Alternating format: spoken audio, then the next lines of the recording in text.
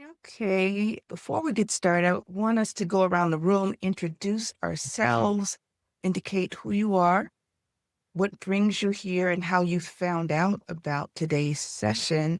Okay, Christian, can you get us started? Sure. Hi, everyone. My name is Cristian Gutierrez Huerta. I am currently president for the Latino Medical Student Association. We are a member-based nonprofit organization really focused on diversifying medicine. And I got a lovely email from Valerie, and I am actually currently trying to undergo some internal restructuring to think more long term. And so I just wanted to come learn more about the program you're all offering. Oh, awesome. And thank you for responding. I appreciate that. All right, Miranda.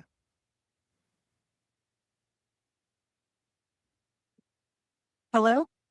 Hey, we hear you. Can you hear me? Okay, I'm so sorry. I didn't even realize that I was not on mute. I'm currently at Dr. Donut waiting on an appointment. So my apologies if you hear anything in the background. My name is Miranda Quinn, and I am a rising entrepreneur as well as interested in starting a nonprofit organization that is focused on helping the person and looking they are navigate the college experience. And what led me here is that I attended a workshop of yours in November and had a wonderful time and wanted to find out more about the current offer that you have. Okay, awesome, awesome. And again, thank you so much. Just got a note from Kiela about her internet.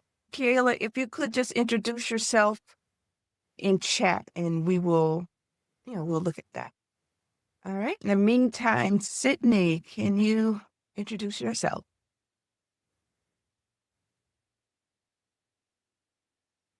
Yes, hello. My name is Sydney Brundage. I found this through an email newsletter that I get. I can't even remember which one, but it seemed interesting. I am working right now as an independent consultant to various arts nonprofits and just look out for opportunities to strengthen my skills so I can better serve my clients. So that's why I'm here. Awesome. Thank you so much for coming out. All right. And Kim indicated that she's not able to speak at this time. Kim is the founder of Young Master Builders in Motion, a nonprofit organization, and Kim has attended our events from time to time. All right. And I think, okay. And then Kiela, I know you said that you would, oh, Kiela's back in the waiting room. Okay. Alrighty. So Kiela's going to be writing her introduction. All right. Before we get started, I just want to let you guys know a little bit more about Nonprofit Utopia. And Tommy, are you available to speak?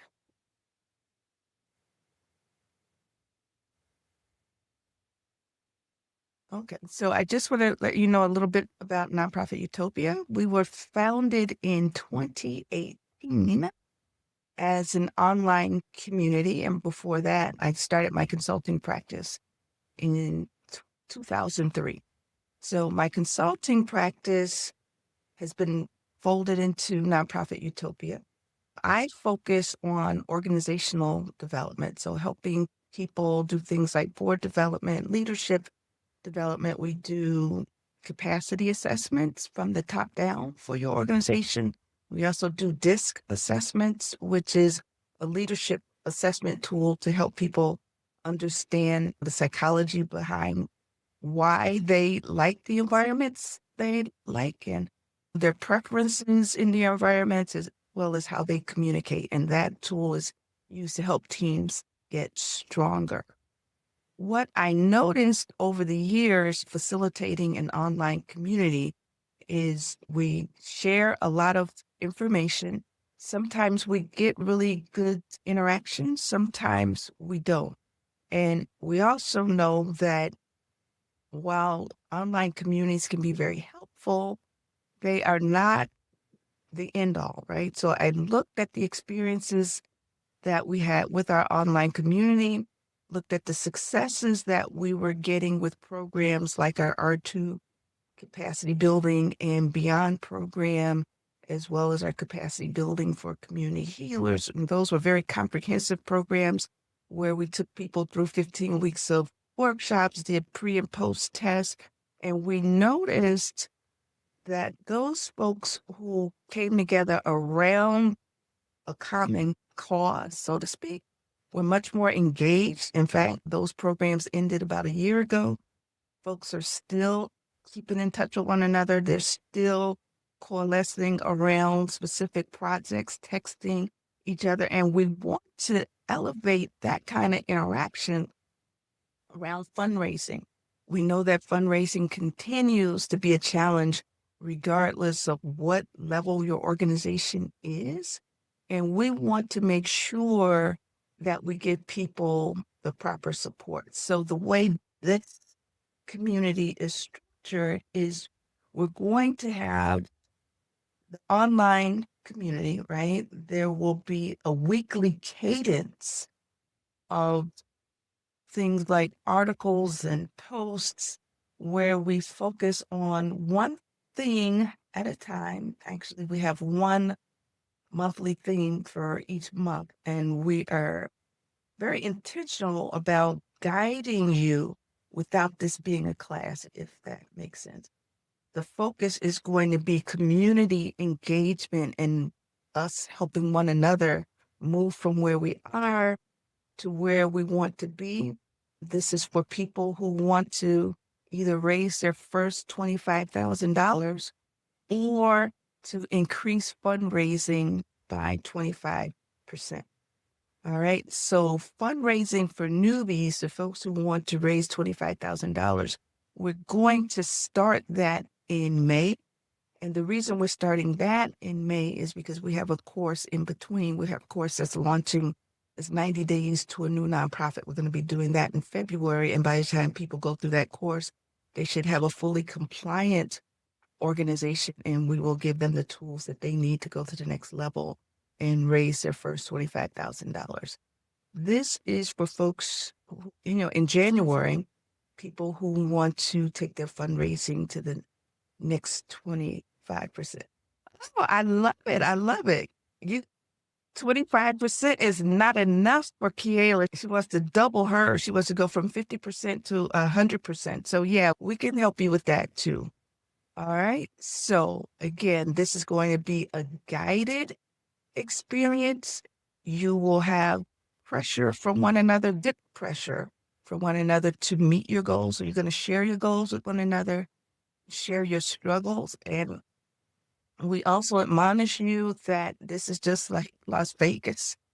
What goes on in the community stays on in the community. We have a lot of instances where people are not as nice. They're not playing as nicely as they should be. And that's not what we're trying to foster. We really want to foster an environment where it's a win-win situation, where people can be open and honest with one another, and they can share their wins, share their struggles, and all of that good stuff. And before we get into the presentation, I see where Sharif has joined us. Sharif, you want to give a brief intro of yourself? Sharif and I go back many years. I won't say how many, but give us a brief intro. Let us know who you are, what your organization is, what brings you here, and how you found out about this particular opportunity.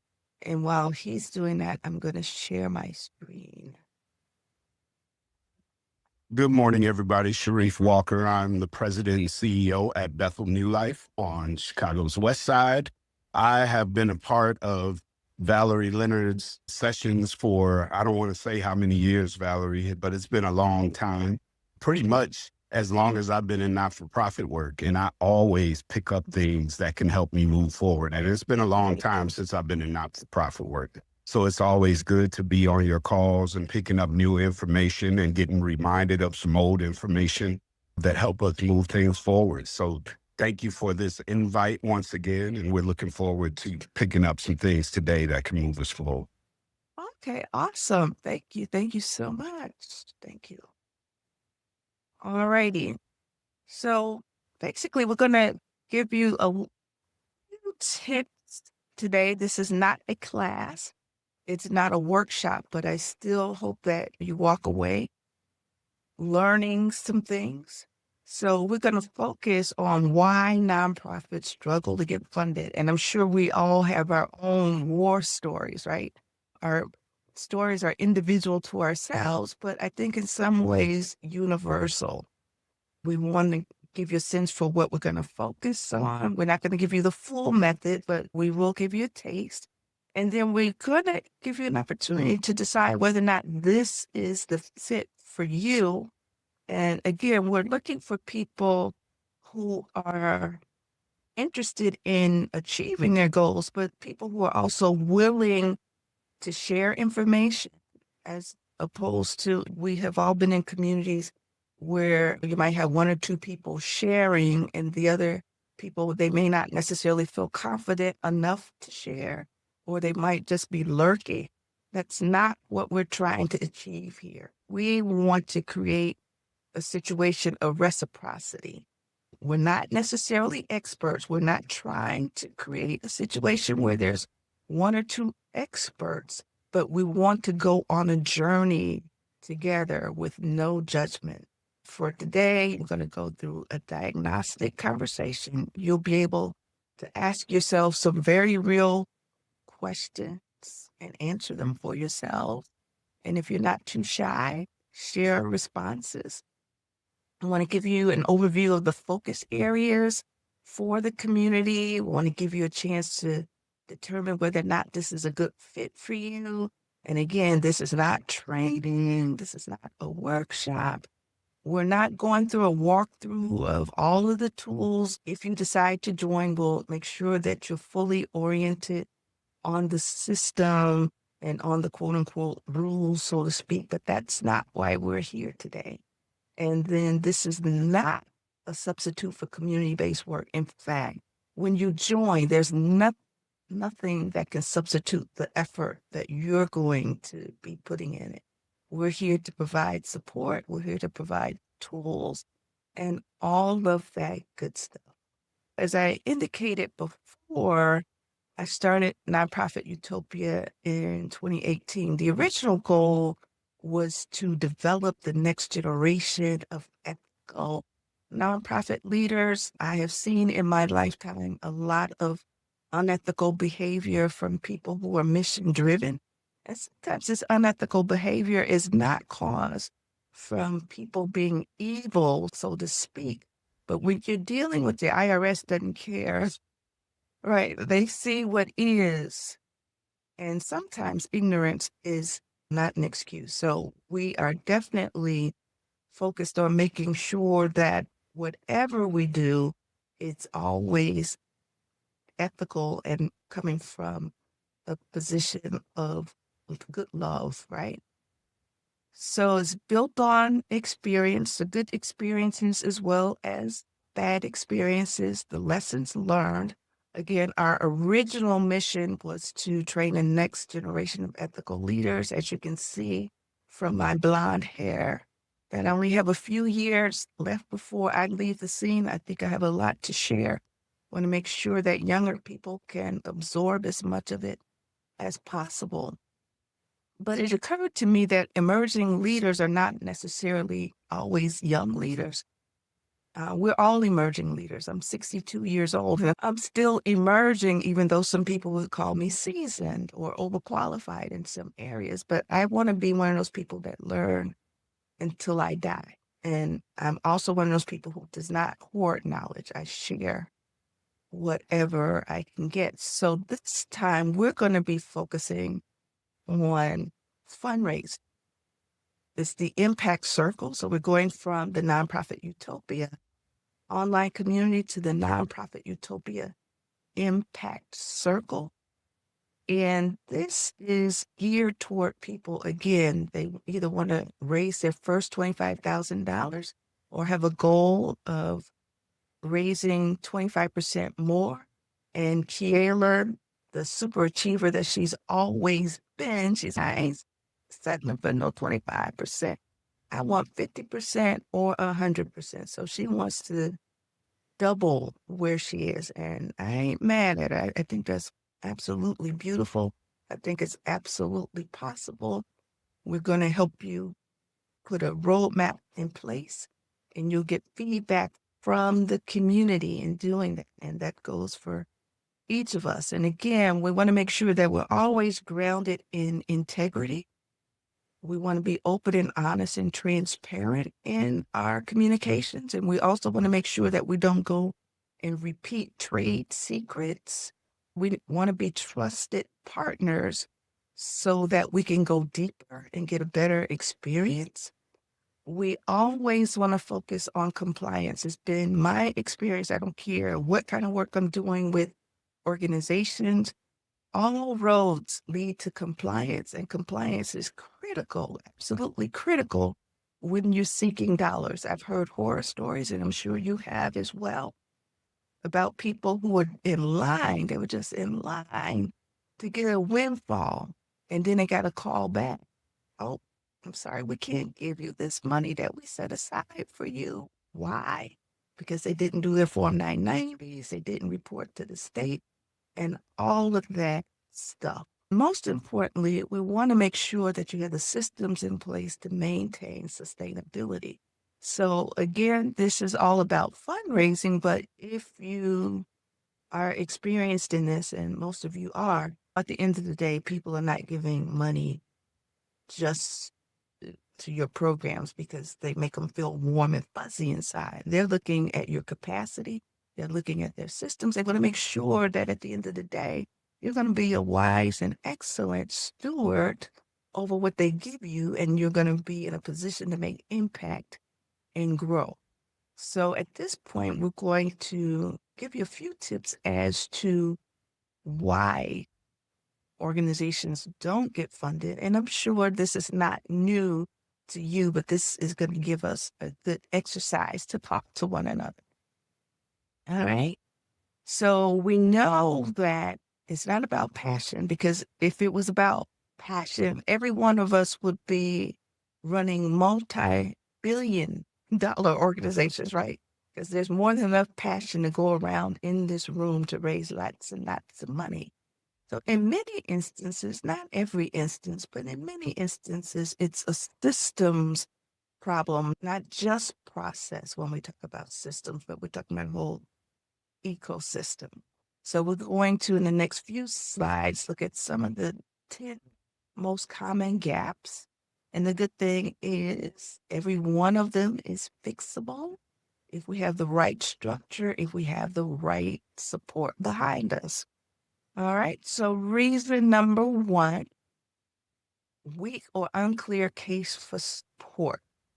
If you were a person who was in the for-profit sector, I'm a for-profit business, even though, my lane is nonprofit.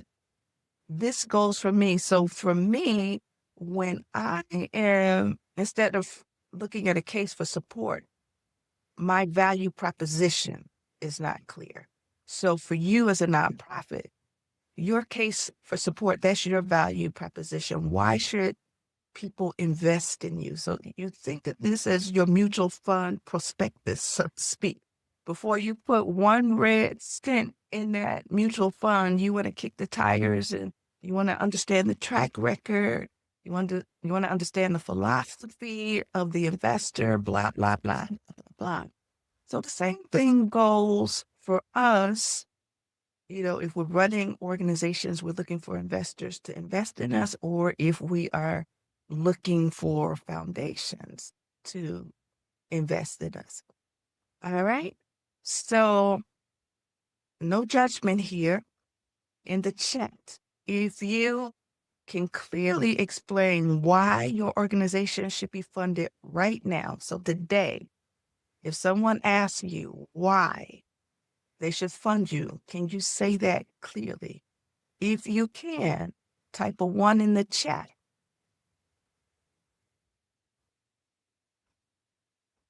If you cannot, type 2 in the chat. If you answered number 1 in the chat, if you can clearly explain your organization, type 3 if you're willing to share your knowledge about the case for support with others. And when I say share your knowledge, we have definite content on the case for support, but we will have impact learning labs where you get to workshop your ideas with people in a safe environment. All right. So in January, our focus is going to be mission activated. So we're going to build from community needs. So often, even if we have large organizations, and sometimes large organizations are more vulnerable, we know what our mission is, but sometimes there's mission creep, right? We got to go after all those different dollars to keep these ships afloat. And sometimes over time, we might have been in one position and we find ourselves in a slightly different position and we need to course correct. So January will give you an opportunity to course correct. All right. All right. And I'm not in a position where I can see the chat, but is there one person who wants to indicate that they have given a 1 and a 3, meaning that you feel comfortable explaining your case for support and that you would be willing to share if you decide to join? Is there one person who did a 1 and a 3? And if so, can you? I did a 1 and a 3. Okay. All right. Thank you, Sydney. Yeah. All right. You sound like you wanted to expound.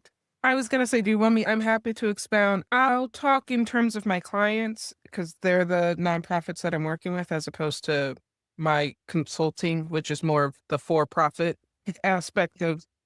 But one of my clients is based in Northwest Indiana, and they have done a really good job of explaining to me that Northwest Indiana, they're specifically based in Hammond, but Northwest Indiana has Gary and East Chicago, which used to get a lot of their funding and economic basis from the steel mills.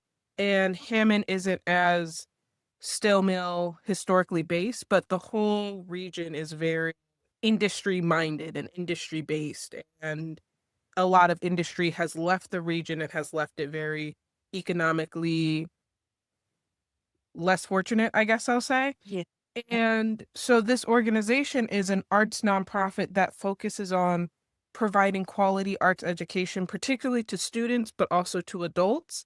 And their case statement is that the region that they work in and the cities that they work in the funds are so irregular and limited that arts education in schools is extremely disproportionate and irregular. One city might have a really strong program. The other city might have irregular programming where you go to one school and you get a good teacher, you go to another school and there's no teacher at all. And so they offer consistent, high quality arts and choir programming for this neighborhood. And they have a lot of examples of students coming to them and learning to focus, improving their reading skills, and just giving them a strong basis to help both their art skills, but also their overall education. And so right now, with local changes of more elementary schools closing down and also like federal changes of less funding to the arts, funding small local nonprofit art organizations like this one are really important. And so that's their general case statement. Okay. Awesome. All right. Is there anyone who gave themselves a 2?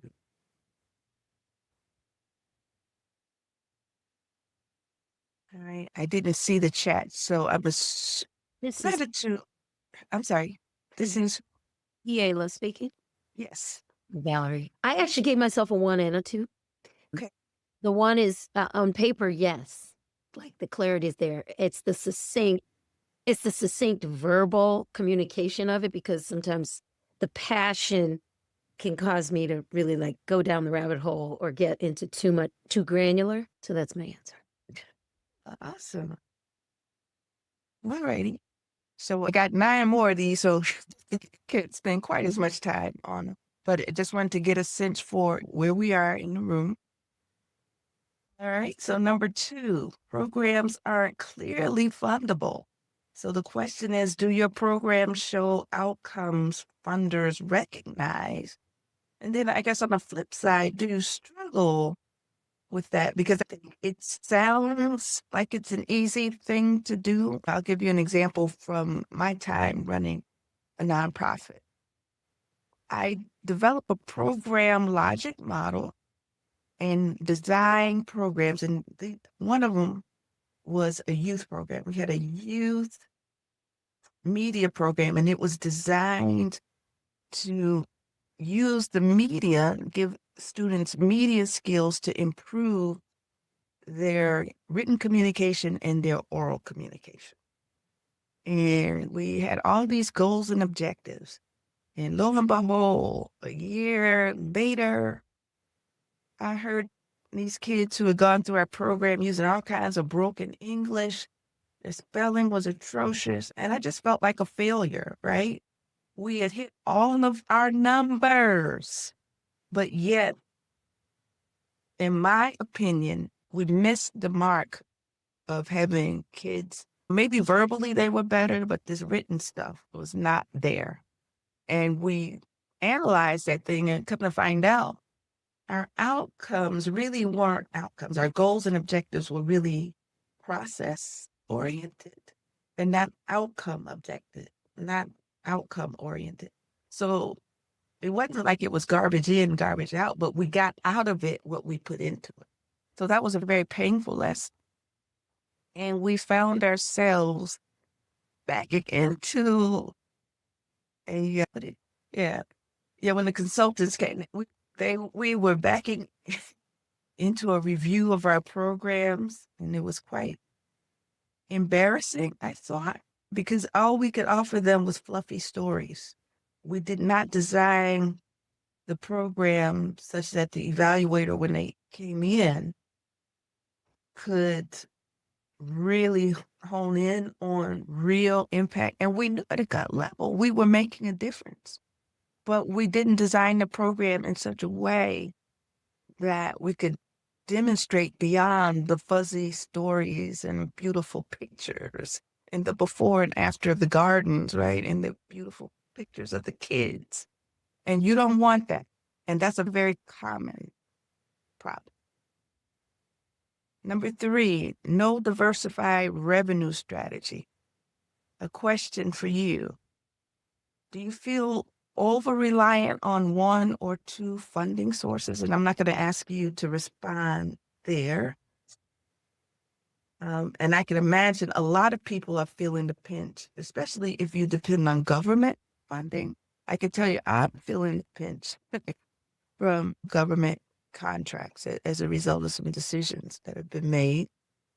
And even with the foundations are finding themselves in the space where they have to pick up the slack from the government. So they're developing emergency funding, they're tweaking existing funding to focus on more emergent needs. They're not taking on new grantees. So it's a real competitive environment out there. And we want to create an environment within our circle where we're supportive of one another and even providing opportunities for collaboration where applicable. All right, so number 4, reactive, last-minute fundraising. Question, does fundraising feel urgent instead of intentional? I'm not going to ask anybody to admit the truth. I think most people feel that they're behind the 8 ball, especially if you run a small organization. And in March, we're going to be looking at the government grants blueprint. So we're going to be looking at not only federal funding, but state funding, making sure you have systems in place so that you can be more competitive there. All right. Any questions? Any comments? Okay. Number 5, weak or disengaged board. I'm not going to ask anybody to say anything here. Not trying to get anybody fired. But that's a very common problem, right? And then the word weak, that's a subjective word. Is your board an asset or a liability in fundraising? So in many instances, it might be wise before you undergo a major fundraising process, assess your board, right? Look at their skills, look at their engagement. If you have a rubric where, you as the executive director or member of staff, you don't want to put yourself in this position. But if there is a board chair who's willing to do this, if there is a board committee, say the executive committee or a board development committee that's willing to put themselves out there, do a real honest assessment of where you are. Why? Because the funders are looking at you and they can see all your warts and all, whether you acknowledge them or not. So it's in your best interest to look at your board honestly, and then especially in the area of fundraising. And some of us are working in areas where the board is not necessarily a board that has a bunch of deep pockets among them. So in that case, fundraising could be really challenging. You want to make sure in those cases, if it's not a give or get a certain amount, make sure that people are doing what they can reasonably within their ability. Or people give to church, right? And there are some churches where poor people have given so much, they've given money, sufficient funds to build whole buildings, right? So don't say that a bunch of poor people can't do anything, right? That's a cop-out.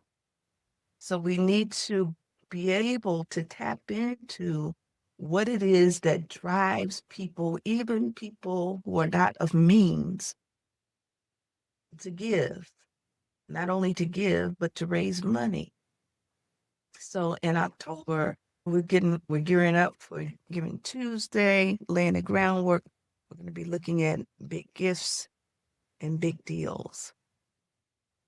Number 6, financials don't tell a clear story. And I think we've all been there. And I would say probably almost every organization I've ever worked with. The reason their financials don't tell a clear story is not because people are unethical or trying to steal. It's literally because of ignorance, having to understand differences between cash basis accounting and accrual accounting, blah, blah, blah, blah, blah. And then sometimes it's a matter of how they categorize expenses or being too general such that you can't look at the financials and really understand whether or not their heart lines up with where their money is being spent. So the question, and I'm not going to ask anybody to post in the chat, do your numbers reinforce credibility or do they undermine your credibility? And sometimes people can actually have a sound background in financial management, but they still come up with a deficit, right? There is a huge organization that I can think of. People are saying, oh, these folks ran a deficit. They're about to close.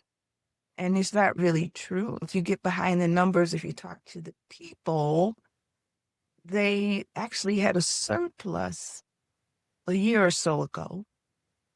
and they're spending that money down on purpose. So on a day-to-day basis, they're spending more than they have coming in because they're not actively looking for money right about now. They want to use what they have and then go for more.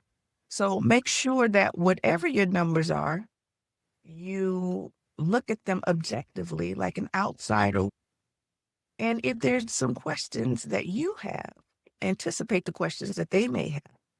And that becomes also part of the prep for fundraising. So often we think fundraising is just preparing for a gala or writing a proposal. And it's so much more than that. At the end of the day, folks are giving money to people that they trust. They trust the leadership. They trust the stewardship. You're in alignment with their mission, and they believe you'll make an excellent partner to make an impact. All right, so February, we're looking at funded and compliant. In July, we're looking at trusted and transparent. So in February, we're going to be doing a compliance challenge, right? So after we get out the way, things like this is our mission, this is what the community wants, this is our case for support. We want to get down to the brass tacks, right? Are we really ready? Are we ready for prime time? So we're going to be doing a compliance challenge. We're going to make sure that all of your paperwork is decent and in order. And we're not we're not going to ask you to share those documents, but we are going to do a compliance challenge to give you an opportunity to come up to speed. And don't feel bad if you're not compliant. You'll be amazed, absolutely shocked, I tell you, at organizations and the qualifications of people that struggle with compliance. And then in July, we'll build upon those lessons and we will focus on trusted and transparent. We'll focus on your guide star presentation, right? So your guide star profile. So if you don't have a guide star profile, you will have an opportunity to learn what that's all about. If you have one, you'll learn how to strengthen it. You'll learn how to use your Form 990 as a marketing tool and not just for financial reporting. So all of that in February and July. Number 7, compliance and infrastructure gaps. Could compliance issues be quietly blocking your funding? And we're not going to ask you to answer that. And again, we're going to focus on that in February and July. But at the same time, by that time, you will have also developed your fundraising plan.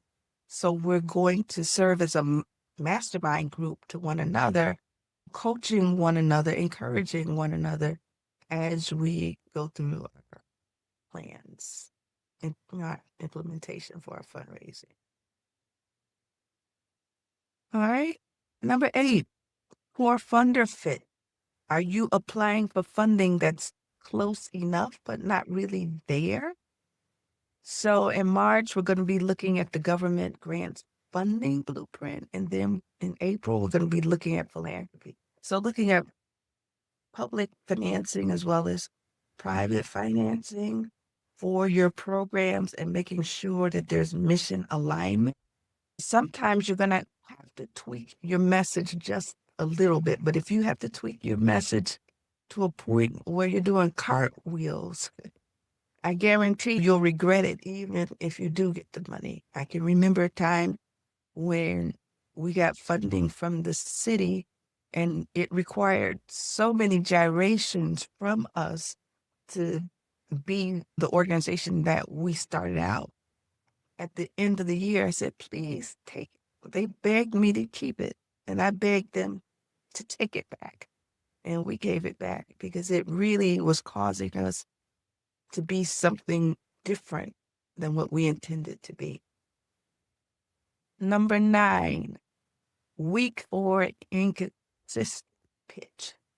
All right. Can you clearly and confidently pitch your organization? So, do you have your elevator pitch together? Do you have a slide deck together? Can you pitch your organization within 3 minutes? So, we're going to really focus on that. That's something I could use a lot of help with. As Sharif knows, I never met a word I didn't. So, that is something that I'm looking forward to. So in June and November, we're going to command the room. We're going to sharpen our pitches. We're going to learn how to speak concisely. The thing that Kiela brought up, yeah, we know why we do this work. And yeah, we're passionate about this work. But if we had 10 seconds, could we tell you what it is we do and why? And you would be sold, right? So again, we're going to be focusing on our pitches. We will be working somewhat with information from a professional pitch coach. He's an internationally known pitch coach, David Beckett. He's known for helping startup businesses in the for-profit sector. He's raised multi-millions of dollars through coaching, and we're going to be using some of his tactics, some of his canvases, so that we can tighten up our pitches and be just as sharp in the game as the for-profit venture people, right? So we want to be able to sell our wares, so to speak. I will invite people to listen and critique our pitches, people who actually invest, people who actually give funding, so that you can hear from people who make these decisions all the time. And in November, again, we're getting ready for the year end. We want to make sure that we are properly stewarding the gifts that we have received. And number 10, now the problem is doing it alone, especially if you're in an organization, you may not necessarily have staff, or if you do have staff, it's just one or two people who have to do all of the functions in an organization. So the question is, are you carrying fundraising strategy mostly by yourself? So in August, we're going to learn to live well. And we really need to understand how to get our boards involved in fundraising. Boards should be taking the lead in our fundraising. Righty. So I don't think we have enough people to really break out. We can be our own little breakout room. All right. So the question for reflection and discussion, and I'm going to stop sharing after this. Identify your top 2 funding gaps. Your top 2 funding gaps, and you don't have to go into all the details of all the things we covered. So I'm not asking for funding sources and how much money of the gap of the things that we covered. What are some of the issues that you feel that you would like to be strengthened in? The top 2 things that you might be able to be a resource to others in. Then you want to name the cost. What's the cost of leaving them unresolved? And then you want to talk about patterns and not solutions. We're not trying to teach anybody anything, just helping you to name it. What is it? All right. And for now, I'm going to stop sharing. This will, again, we don't have enough people to do a breakout session, so we can just kind of speak with folks, let you share your own truth, and we'll do that for about 15 minutes. We'll do it until 10:05. All right. Is there anybody who wants to share of those top things, what their issues are? Okay, Kiela has to leave at 10. Kiela, did you want to share what your top gap is? And I know you have to write it down. And she said no. Okay, is everybody else feeling the same way? Is everybody feeling that they want to keep those cards close to the vest? Let me know. If so, we can go on. Okay, Christian. Yeah. Hi, everyone. Thanks for sharing. This was actually really insightful and really helpful. I think for me, the one thing that was very prevalent, especially this year with the funding differences, was relying on very specific sources. Since we are educational based, we were really focused on educational programs, academic institutions, and since they're currently under new regulations, specifically around things related to diversity, equity, and inclusion, that has caused a huge gap in what used to be a very promising fountain. So I'd say Yes. that's been one thing. And then, which I think goes hand in hand with the second one, and is trying to find the right partners to supplement that. So people that still believe in healthcare access, as well as providing like under-resourced individuals opportunities and access to medical school and careers in medicine. So I'd say that those kind of go hand in hand for us. And so right now, just trying to diversify our investment portfolio is one of the things I'm trying to focus on in the next 3 to 6 months. Oh, awesome. Awesome. And thank you so much for sharing. We really appreciate that.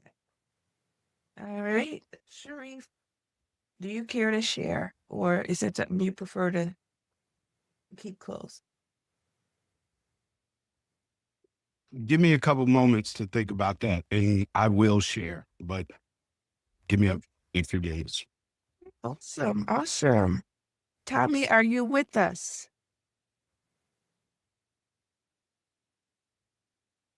Okay. Sydney, realize you and Kim, you. Okay. All right. Awesome.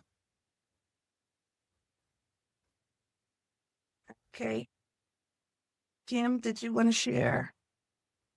No, we're restructuring and figuring out how we're going to move forward. So I've got a lot of things in the fire right now as we reemerge. And so we're figuring those things out, but I'm trying to lay the foundation for some options. So that's a gap in and of itself, right? Big. Yeah, so you named your gap. And I think most of us are there, honestly, given the current situation. And this goes beyond nonprofit, it's business in general. For-profits and nonprofits are business entities. So we're all in that struggle. And speaking of that struggle, we will also be focusing on social enterprise as well, looking at and I believe that comes in June as well, the Command the Room, where we do our pitches. So we'll be looking at alternative resources in addition to government grants and private grants. How is it that we can develop some earned income? So that's all part of the mix.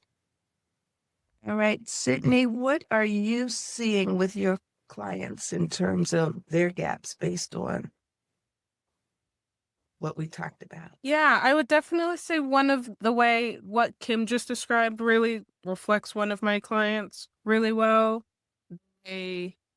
Last year, even before the big federal shifts in funding, they lost a major source of funding. And so this year have gained some stability, but are still trying to work their way, like really completely patch that hole that they lost a couple years ago. And so have been working with them and when the funding that they lost was essentially funding from the city to manage artistic space. And so that was a big part of their identity at the time too, of we manage this big space for the city. So they lost the funding, but they also lost part of their identity. And so that's a gap that they're trying to, how do we redefine ourselves now that we're not managing this space for the city? And so that's been something that I've been working with them in this past year. And then I would say the other organization, the one that I mentioned earlier, their gaps are a little harder for me to identify, but Kim's really resonated with me with that one client. Says. Okay, Sharif, are you ready now? It may be safer for me to ask, are you ready? But good, because there's a lot of things on the list, right? Yeah. First of all, just for some background for those that may not be aware, I took over an organization that was that had struggled through financial hardships for several years in 2020 in the midst of the onset of COVID. So challenge number one, right, was to figure out what this organization needed moving forward while also responding to the needs of the community in the present. That was challenge number one. Those past financials also create some challenges for funders when looking at past years of fundings, some things that prior to me probably did not happen the way it needed to happen for dollars that were entrusted to this organization. So those challenges are things that we're trying to overcome still 5 years later. Not to mention this present environment with equity language and the things that we know are being challenged when proposals come in that still have DEI language, and looking at the compromise between what we value versus what we know we need to do to keep the doors open is a big challenge for us as well. We know that this has also created a more competitive funding environment, that people are looking in places where we usually are successful in achieving grants for money and creating a greater sense of competitiveness in those funding environments. Okay, so they're doing a mission creep, right? Out of necessity into what was traditionally safe for you. Yeah. Not only mission creep, but I think some of those larger grants that organizations like that usually would have gotten more easily are being more challenging for them. So they're moving to some of those smaller grants, or grassroots organizations usually have a dozen grants or so that they're putting together to make their annual budget. And so when they're moving into some of those smaller grant gaps, that creates more of a challenge for more grassroots organizations.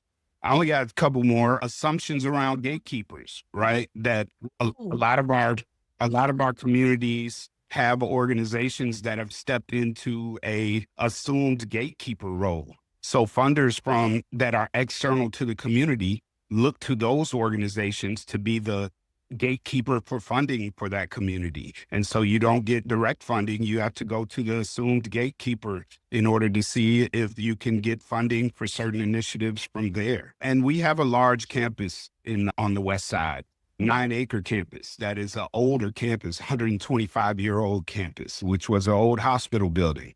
And a lot of that campus is condemned or hasn't been utilized since the hospital closed in the 80s. And so we have a lot of capital possibilities that could really increase our value to the community, but chasing capital funds is no easy task.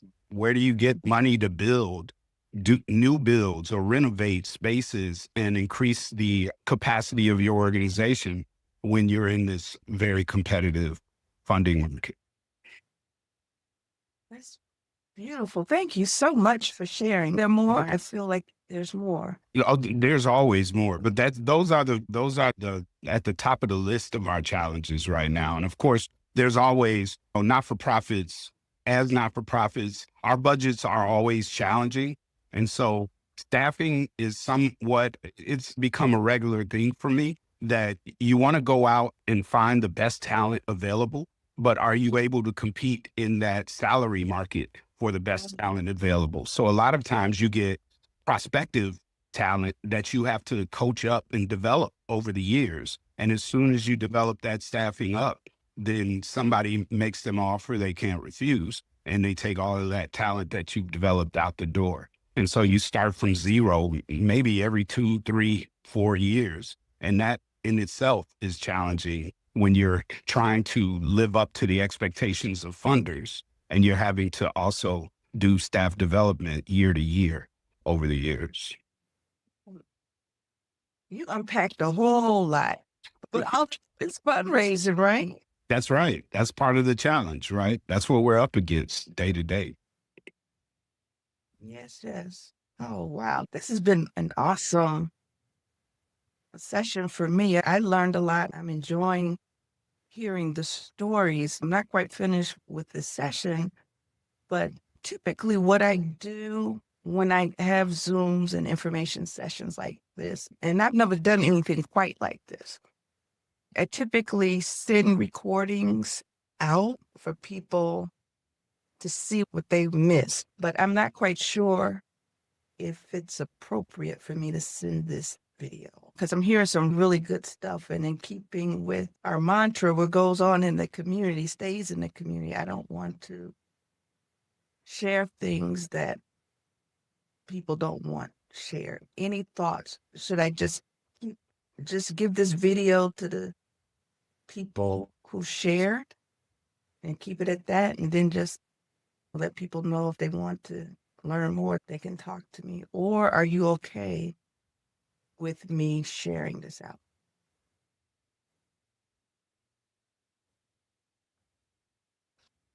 I don't have a problem with it. Yeah. These are things that I talk about all the time. Okay. I was also going to say I'm okay with Okay. All right. Sharik, that was really powerful. And I thank you. I'm honored that you trust me and trust the group enough to share. All right. All right. Let me finish the presentation. That was good stuff. Do people have any questions before we move on? That was powerful. I think if everybody on this call joined, we will have a powerful group. Seriously. Very serious people. Oh, what did I do that for? Oh, I did something that was totally unexpected. Do you guys see a whole bunch of slides? Do you see that, or do you just see slide 16? Breakout instructions. A bunch of slides. That was so unintentional. Okay, I've never had that before. All right, thank you. All right, so as we can see, these are not, nobody's having these issues because they're not working hard. So it's system, strategy, and support gaps. And from what I'm hearing, we're not going to, I have a whole year worth of content laid out. But I'm also the type of person, one, just being who I am, and two, being an entrepreneur, we have to turn on a dime. So there are opportunities for us to either add something that's more emergent for us at the time, or go deeper into certain areas. And one thing that does make this different is, again, we're not just focusing on how do you do a fundraising plan. We're not just focusing on how do you do a gala, even though those are important things. Leadership matters. Those operational things matter. Because if you don't have your systems in place, if you don't have your strategies in place, all of this textbook stuff is for naught. All right, so what we're not going to go into is the full fundraising system and sequencing.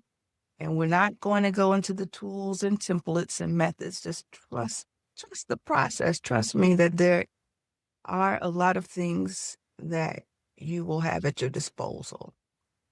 We're not going to talk about governance and finance and fundraising alignment, even though that's part of the package, right? Because if we don't have our board governance structures in place, that's going to put a much lower ceiling on what it is that we can do. And then peer accountability process. We want to create a situation where you can voluntarily pick a peer who will be your accountability partner. We will have mastermind groups where there's a group of us, but if there's somebody that you want to talk to one-on-one to hold you accountable, we will provide the environment for that. And then we'll definitely use our sessions for group coaching. And if there's opportunities, if you think you want to do a deeper dive and go one-on-one, that's available, but that's not part of the main package. Just know that's available. All right. So here's an example. This is what we're doing in January. So we're going to clarify the problem that you exist to solve. So that's clarifying your mission, and that's going to be within the context of a community needs assessment. And our community needs assessment, we're going to go deep into the community needs. It's not going to be one or two sentences that you might have to respond to on a grant application, but really looking at the community deeply and making sure that we're in alignment. Does our mission still make sense? There are people who outlive or outgrow their mission and they have to change the mission or tweak it in some way, or they might find that this money that they're going after reviewing what the needs of the community are, looking at their own capacity, we need to do something different. And this environment is so tough, it's hard to think, oh, I got to do something different when you really need that money now. We want to focus on strengthening the purpose and relevance of our programs, making sure that what we're doing is not something that we're building, hoping that people will come, because, of course, we know better. And I think we all fall into that. But I think once we start talking to folks and hearing what they have to say, what they experience, we could be flexible enough to tweak our programs and make sure that works. And then we're going to identify the gaps between what we intend, right, and what the funder is expecting. So how do we maintain our integrity? How do we maintain, and when I say integrity, I'm not necessarily talking about whether or not we're honest or dishonest. We're all honest around here. But how do we maintain truth to ourselves? How do we keep from scattering ourselves beyond our mission? In some cases, because we need the cash flow, we need it now, we need to handle payroll now. Sometimes we have to do those things. But how do we make sure that we work our way back? How do we make sure that we're working with funders and giving them what they need without giving up our souls? It shouldn't come to that. We should be able to work with funders and create win-win situations, and there's a good match in terms of what our core values are. So we're going to focus on the weak case for support, and then we're going to look at our programs honestly, be honest with ourselves. Are they clear? Are they unfunded? When I started this business in 2018, launching sometimes to applause, sometimes to silence, and more silence than applause. And that caused me to go deeper. What is it that I'm missing? How can I better serve people, right? How can I give them what they want? And I've learned, and I'm sure you have too, that providing things, providing features does not always translate into value. And the way nonprofits look at value, at least in terms of their clients, if clients are not coming to us, whether it's free or not, there's something in our value proposition that needs to be tweaked. If funders are not coming to us, why not? All right. So we need to make sure that we strengthen our case for support and our value proposition and make sure that it's very clear. So this is an example, and we're going to do this from month to month. And every week, there'll be something to do. We're not trying to create a class where you feel pressured to be in class, but we're definitely going to give you information every week to chew on, to talk about, and all of that stuff. Okay, so this is a short list of what you will receive. So every month you'll get a different theme with the goal of working from where you are now to that desired state of increasing fundraising by 25%. And you might even have other desired states. The good thing about working with somebody like me is I got 50 million things in my tool bag that are not included necessarily under the fundraising banner, but you might find them useful as you develop, right? Every month we're going to do one workshop plus one implementation lab a month. So think of the implementation lab as like a mastermind. So we'll introduce things in a workshop, and the workshop will be very hands-on. It won't be just lecture.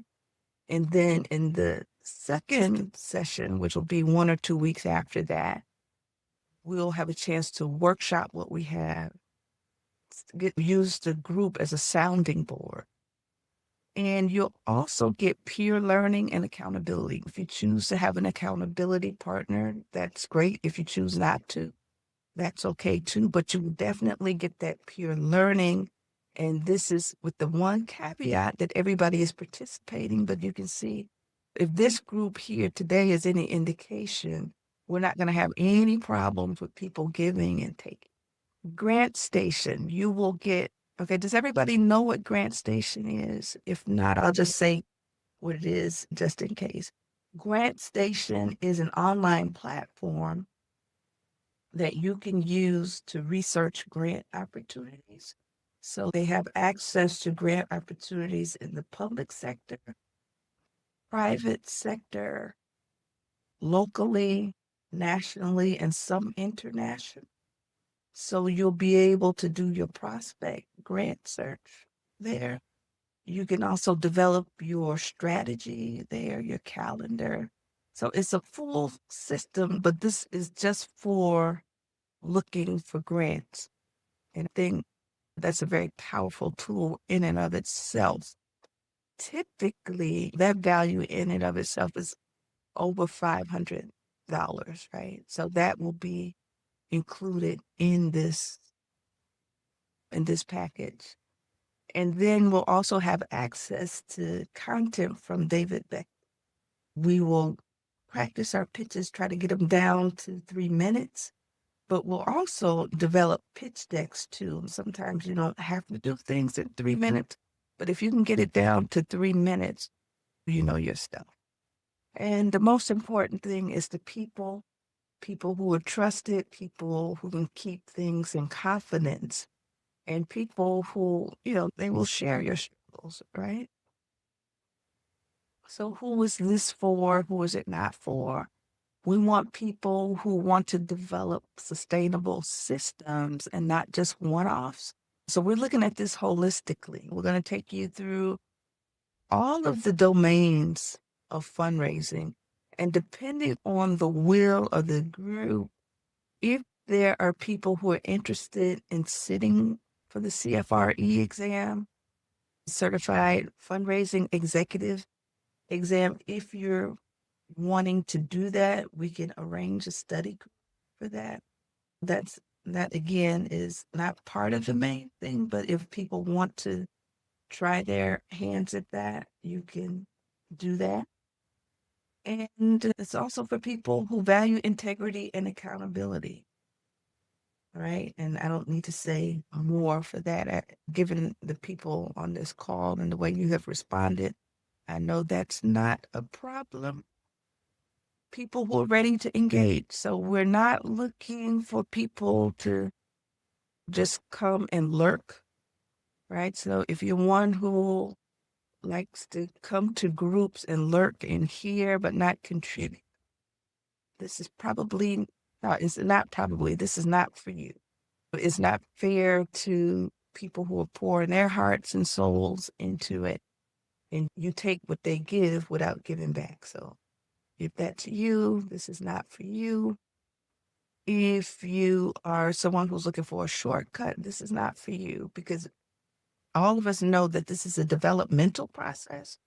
But I do believe that with the group, with the community, we can get from where we are to where we're going quicker, with less stress, and knowing that we're not alone.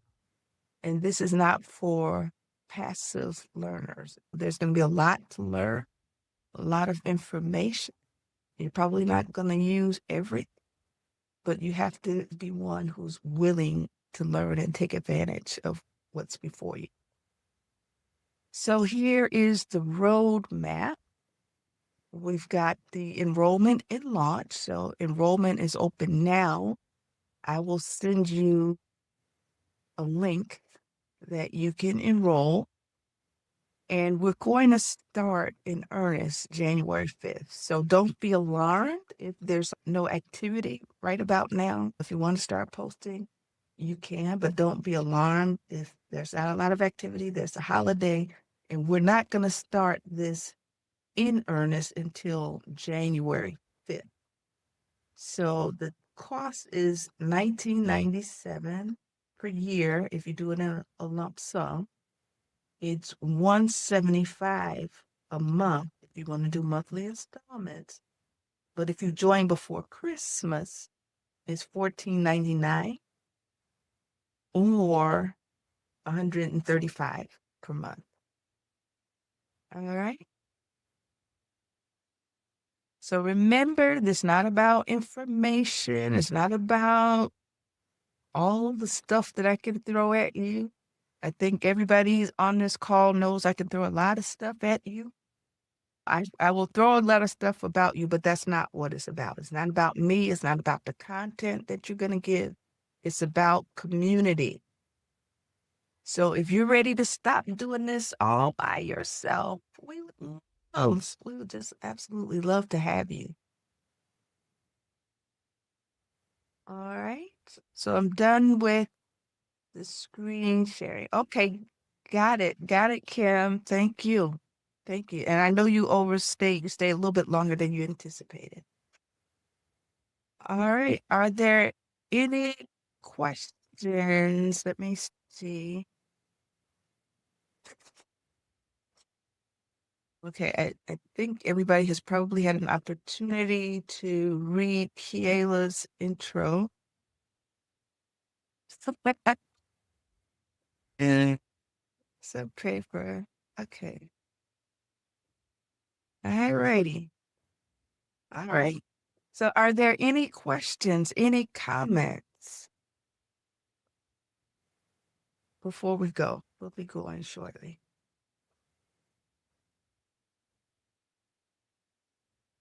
No questions or comments? All right. So I want to say thank you so much. You really made my day to come and share what it is you're going through.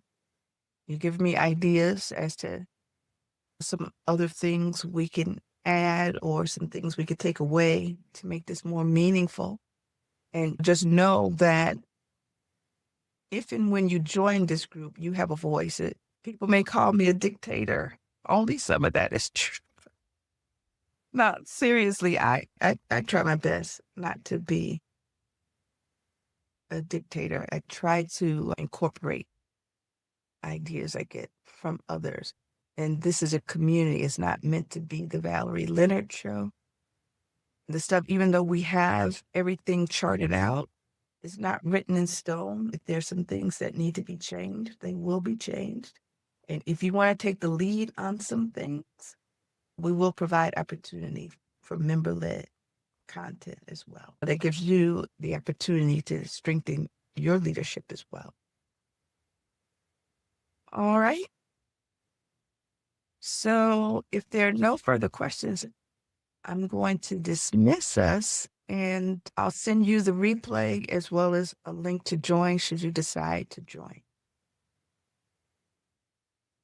All righty. Again, thank you so much. I know time is extremely valuable, especially in this holiday season, year end, and there's 50 million things to do, and you decided that you would spend some time with us. Thank you. Thank you. All right. Take care. Bye-bye.